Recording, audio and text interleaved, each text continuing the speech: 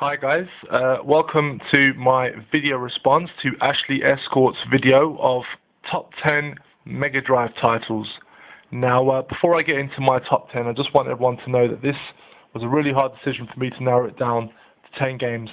It took a long time, a lot of back and forth, but I finally settled on it, and so yeah, let's get started. My number 10 game is Spider-Man. Now, this was an early Mega Drive title, one that I very much enjoyed as a kid.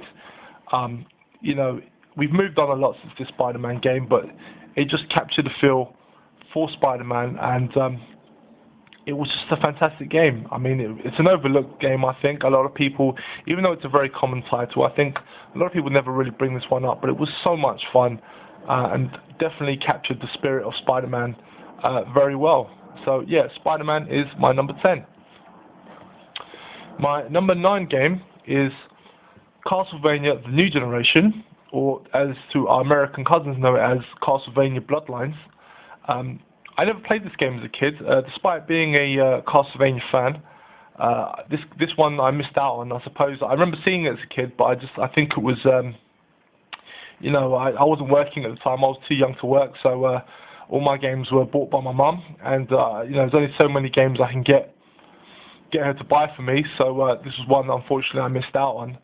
But I played it now, and it's fantastic. You know, it really lived up to its name. Konami did a fantastic job on this game. Brilliant. Easily one of the most overlooked Castlevania games in the series, and easily one of the best. Fantastic. Well worth hunting down, guys. So much fun. The music is amazing in this game, and that's saying something given it's on the Mega Drive. But yeah, because Castlevania is my number 9. My number 8 is Shadow Dancer: The Secret of Shinobi. Now, I know a lot of people prefer Revenge of Shinobi or Shinobi 3, but this was the one that did it for me. The fact that you could also control his dog added an extra element of strategy. Great arcade title, you know, sadly overlooked by a lot of people, but it's my favourite Shinobi game. It's held up for me, and I've had a lot of fun with this game. Well worth playing. So Shinobi, Shadow Dancer, Secret of Shinobi is my number 8. Number 7 is RoboCop versus Terminator. Now, I remember during the early 90s I was a big fan of the RoboCop films and the Terminator films, and at the time I was actually looking for a really good sort of RoboCop game. So to have a RoboCop and a Terminator game roll into one and being basically better than both at the time was fantastic. Well worth getting. This is very gory, very playable, a lot of fun, especially with the cheat codes. You know, we got the best version. The Super Nintendo version is not as good as this one. Fantastic game. Had so many great times playing this as a kid, and I still enjoy it to this day. So RoboCop versus Terminator is my number 7. My number 6 title is World of Illusion, starring Mickey Mouse and Donald Duck. Now, I know for a lot of people this game wasn't the most challenging game, but it was definitely one of the most fun games, and what made this game so much fun was the 2-player co-op. I had so much fun playing this game with my friends. Just playing the game was what made it fun. It wasn't that challenging, but it was a lot of fun. So Disney could do no wrong at this time, in my opinion, and this was easily one of the best games. So World of Illusion is my number 6. My number 5 is Street Fighter 2 Special Championship Edition. Now, I cannot stress to you guys how excited I was when I got this game in my hands. This was easily one of my most anticipated titles ever. I was, as a Mega Drive owner, I was jealous of SNES owners of Street Fighter 2 because I used to play this game a lot in the arcades. All my friends that had Super Nintendos, I would always be around their house playing it. And when it was announced that we were going to get a version of the game, I was so happy. I begged my mum to get me this game. On day 1, I got it, and yeah, loved it. Lived up to its potential. Amazing what Capcom did on the Mega Drive, and you know, it's held up well. And I've loved every iteration of Street Fighter 2 that has come along. The Street Fighter series has remained to this day one of my favorite fighting game franchises. So Street Fighter 2 Special Championship Edition is my number 5. Now, my number 4 is Road Rash 2. Like World of Illusion, one of the best things about this game was the 2-player game. It was fantastic that you could race against a mate, beat the crap out of them. It was fantastic. Played really well, great graphics, it was really smooth. Just a lot of fun, especially with a friend. In fact, to this day, I still hold it against my mate because he was notorious for knocking me off my bike before we even started the race. And I could never dodge it. I could never hit him back. To this day, I've challenged him at this game, and he refuses to play this game with me now. One day I'll convince him. But yeah, just so much fun. You know, I find it hard to believe there's anyone that has a Megadrive that doesn't own this game or doesn't have it in their sights. Just a lot of fun, guys. So yeah, Road Rash 2 is my number 4. My number 3 game is Probotector, or as our American cousins know it as Contra Hardcore. This to me was like single-handedly one of the happiest days of my life as a kid when I got this game.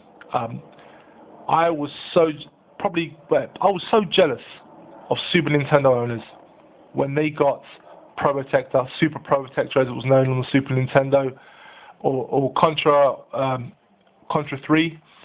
It was a fantastic game. I loved that game. So when I found out we were going to get our own version, I was so happy. Again, I bought this game on day 1.